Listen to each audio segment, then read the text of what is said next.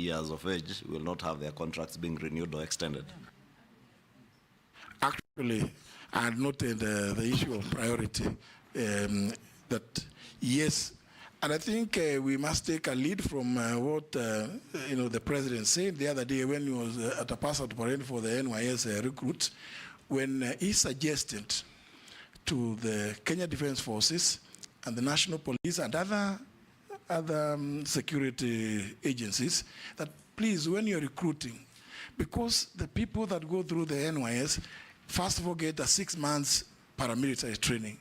So it makes perfect sense that if possible, do about 80% of those. And they come from every corner of the Republic. So even in respect to these interns, I think we should give priority when it comes to absorption to those that have gone through the program. Thank you. Junet. Thank you, Mr. Speaker. Mr. Chairman, through the nominee, there are one or two issues is for clearing the air, and one is a question. The ones of clearing the air is you served as Attorney General for the last, let's say, 2 years now, a few months remaining. The issues that came that people were not taking your advice, whether they were legal or they were non-legal, I don't know, but your advice, which I assume they were legal. Could you touch on that matter? And then the other issue is when you were working at the Attorney General. Which people? He was not advising people, he was advising the government. Yeah, I'm saying. So be specific with your question. No, I'm saying there was accusation, there were statements out there saying that your advice was not being taken. There was a statement out there in the public domain that your advice was not being taken. So the advice could be taken by the government people in whichever capacity they are serving. Then secondly, the issue of when you are running the office of the Attorney General, there were issues, I found that one in Parliament, between your office and the Public Service Commission in terms of recruitment of that office. And now you are going to be working with them in terms of policy, you will be in charge. How will you take care of that? Then my last question is, the president, when this uprising happened the other day, one of the statements he issued was that people who have reached the age of 60 years must leave the civil service. But there are people who are 60 now and still working. They have contracts that are running. Now, and that is the way we can bring up the youth into the system when you create space for them. So what do you think you will do if you get favor with this committee and you are appointed? Will you create that space for the youth so that these people who have clocked the age of 80, they should leave, that they leave the civil service? Because they have 60 and not 80. No, I didn't say 80, 60. No, you people, I know why you're saying 80, but I said 60.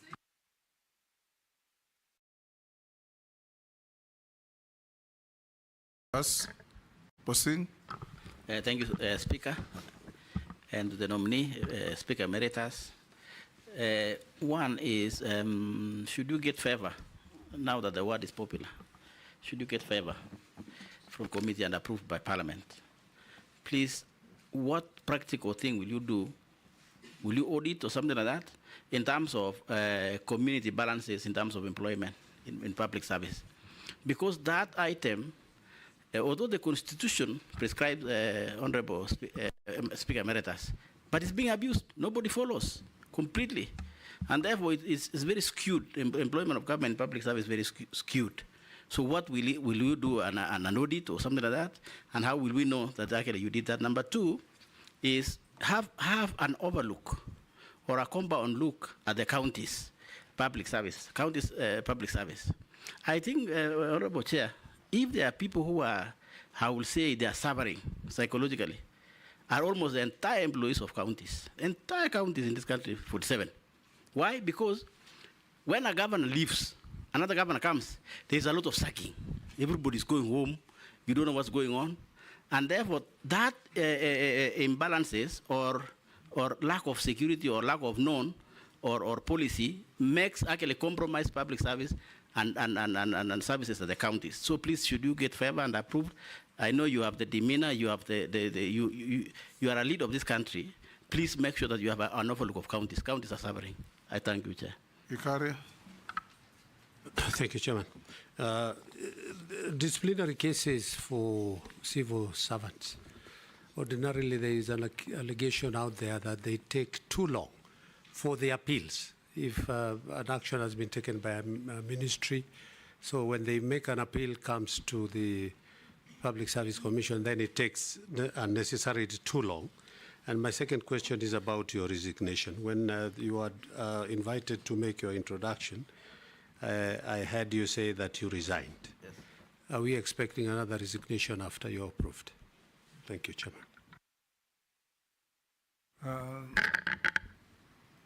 We can take Hamisi. Yeah, thank you, Speaker. Just not the nominee. Thank you, Speaker.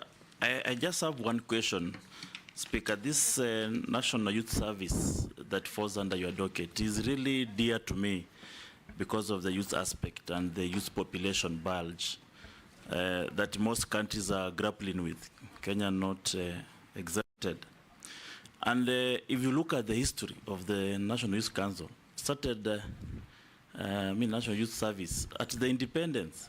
In fact, the late director of Stare was at the center of the foundation of this institution, where Stare was schooled. And the discipline we get at Stare is the same discipline that was supposed to be replicated in those services.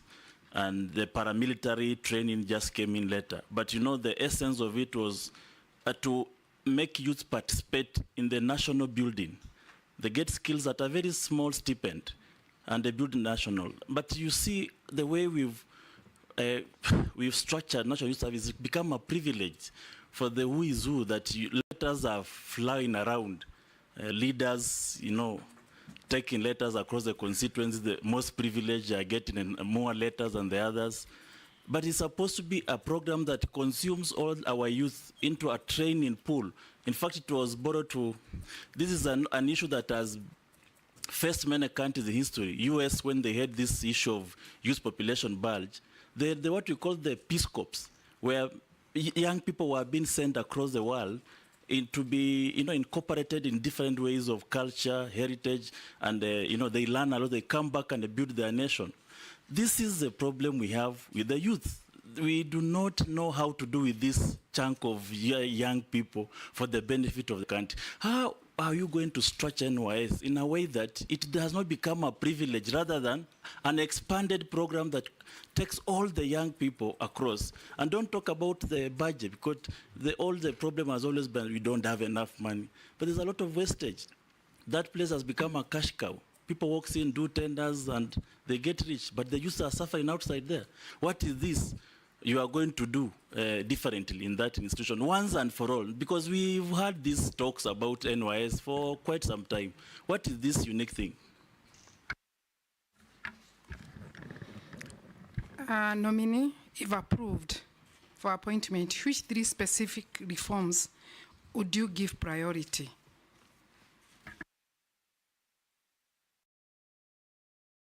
Thank you, Honorable Chairman. Honorable Chairman, I have one question to our nominee, and I'm looking at the constitutional mandates for gender representation. And I just see that women remain underrepresented in public service. Because if you look to most of the sectors in our government, they've been led by men. What specific reforms will you advocate to ensure compliance with this mandate and increase women representation? I think as a country we have some laws, but the problem is implementation, or rather enforcement. I thank you, Honorable Chairman. Can you deal with those? Thank you, Mr. Chairman and honorable members. Well, let me begin with the issues raised by the Honorable Junet, Mr. Chairman. And just say one, I think sometimes our media, and we have to give it to them, are quite innovative. Sometimes how they innovate sometimes can cause you a lot of jitters. If you read the story, if you saw the headline and you read the whole story, you could not relate the two. Because in the middle of the story, inside this, I think on page 2 or page 3 of that, that newspaper, they went ahead to say that 99.5% of all advisories given by the Office of the Attorney General have been taken and implemented. Perhaps, Mr. Chairman, if it pleases members, I could give an exit report on the performance of the of that office for the 20 months and 15 days that I was in charge. So that story was not correct. That advisories were not being taken, because the office gives advisories in respect to very, very many issues, international law.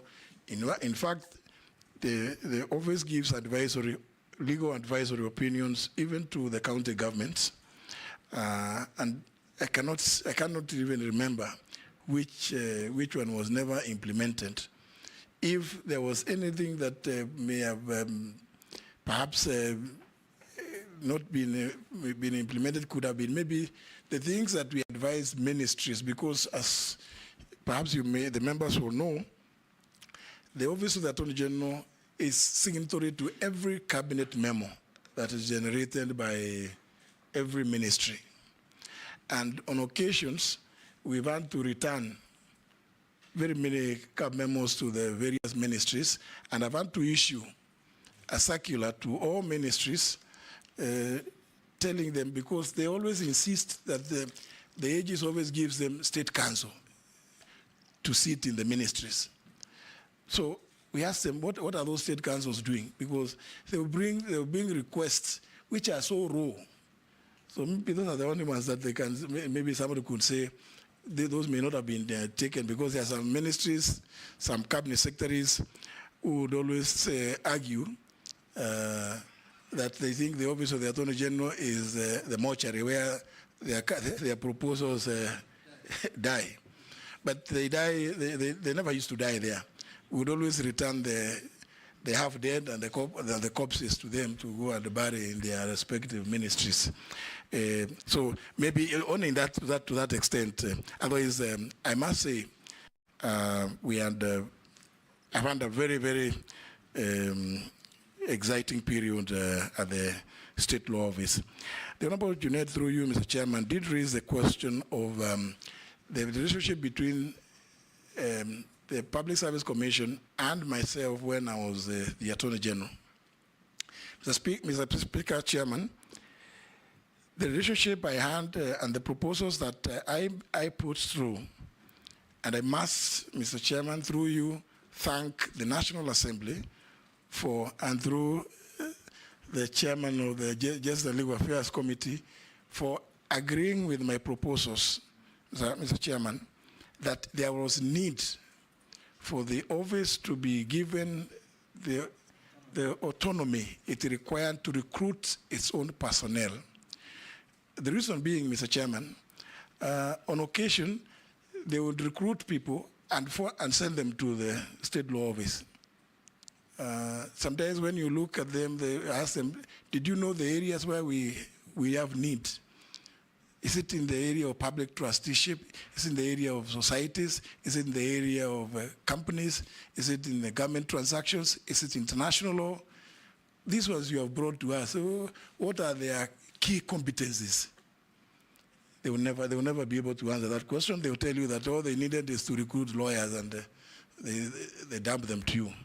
So the position I took there was not a personal, it wasn't personal. It was just for posterity and to build the institution of the State Law Office, to make sure that it is fit for purpose. So, and also, and you remember, when we launched the 24th annual supplement in April this year,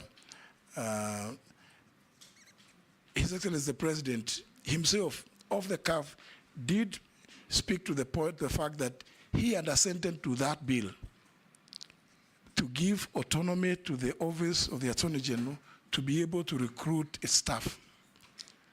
And he was speaking about that in the context of the fact that we were launching the 24th annual supplement after the 23rd one had been launched in 1995. So you know, His Excellency the President did see the merit in the proposals that I had made. And since, again, Mr. Chairman, the House did agree with me, and I really must remain eternally grateful to the House. The matter ended there. It was nothing personal. It was not to give me a job. It was to ensure that that office becomes what it is supposed to be, the biggest and the best law firm for the public in Kenya. And I hope that, and I'm happy, Mr. Chairman, that I've seen the nominee is a person, again, who began a working career at the state law office and has been the secretary to the advisory board at the ODPP, which is the same thing that you as a House gave me, the advisory board. That's what we were looking for. So I believe that my relationship with the Public Service Commission should not be strained on account of what I did. In fact, if I find favor, again, with you and the House, and I'm confirmed in this position, I would want to continue assisting the state law office to develop, because even then I was actually using officers from the Ministry of Public Service to help us to develop the human resources department of the state law office. So I hope that anybody who may have been, aggrieved by the decision to give that office that capacity should not have any difficulties working with me. In any event, we are conjoined at the hip, and we must work together. And differences of opinion must never make for enmity. The leader majority did raise the issue of, is it the people age 80 or? Yeah. Yes. I have done some quick assessment of that position, and I'm told currently in the mainstream public service, they may be less than 10. But of course, whether they are 10 or 1, if the directive is at 60, you go home and you are an employee, so be it. We just must live by the law. And I think this, I would want to tie this with the question, Mr. Chairman, raised by the Honorable Mishi, the member for Likoni, on this issue of gender. Mr. Chairman, I did allude to what is provided for in Article 232. Among other things in that article is the question of the special place for the youth, women, and people living with disabilities in the recruitment, even as we address the issue of other forms of diversity in our country. I think it has come to a point, Mr. Chairman, when we must now bite the bullet and implement what is in our laws. We can't have a constitution to which we just pay lip service. I think it's unfortunately for me, Mr. Chairman, I like taking, once I take a position, I like being held to account on the basis of the position that I take, because we just have to implement the Constitution. You in Parliament are doing your very best to try and live by that Constitution. So everybody else in the public service should also be held accountable. And I hope, Mr. Chairman, that the House will help me when I bring reports about who is not living by the constitutional imperatives, so that you can hold them to account in the way that Parliament the world over does. So, Honorable Chairman, in response to that issue raised by the Honorable Mishimboko, it is just to say that I intend to live by what is in the Constitution. This question again, Mr. Chairman, it ties alongside with that raised by the member for Pokot South. Mr. Chairman, he used to have a name. He was called Pokot 1. He raised the issue of diversity again. And I think I like his proposal, Mr. Chairman, that we need to carry regular audits in this matter, because we must bring confidence, the trust of the people to government. And one of the ways to go about this is by telling it as it is. If we find that there has been skewed recruitment, let us just be open about it, so that everybody from whichever corner of the Republic should feel that they belong to the government. There should never be a case where people in one corner of the Republic feel that there's a place called Kenya, and they think it is called Nairobi. Nairobi is Kenya, because I don't think that they belong. I agree with the Honorable Member for Pokot South. Again, this must cascade to the county service board, the county public service boards. I do know that when you go to a county, again, there are other dynamics. But the responsibility that has been assigned to the Ministry of Public Service is to come up with policies that advise county governments with respect to matters of public service. But of course, the implementation and enforcement is left to other agencies, other bodies like Parliament and other institutions. Say, for instance, Kenya National Commission on Human Rights, which is a constitutional body. Then Gender and Equality Commission, and the Commission on Administrative Justice.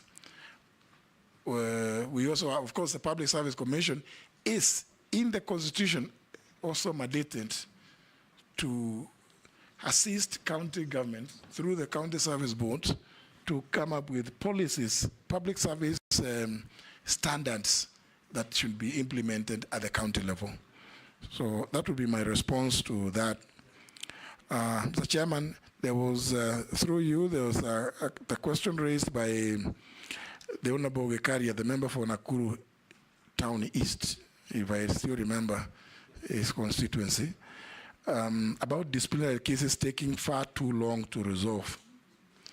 And this is a matter, fortunately, Mr. Chairman, I can speak to this one for quite at great length, because I have had occasion to deal with disciplinary cases within the Public Service Commission. It is the procedure that is used that is too long, Mr. Chairman. I do recall when I was a magistrate, I got involved in dealing with some of those cases, because the process starts at the ministry level, because as you know, under clause 5 of that Article 232, the PSC is empowered to delegate any of its functions to other bodies or to some of its members, and some to any public officer or other authorities. One of the functions that they have delegated is through letters they write to people called authorized officers. It is that issue of the HR function. And I think, Mr. Chairman, my own experience is that it has not been carried out properly. And it speaks volumes when cases, disciplinary cases, take so long, and possibly the staff who are the subject of those disciplinary proceedings are put on half salary, or they are not allowed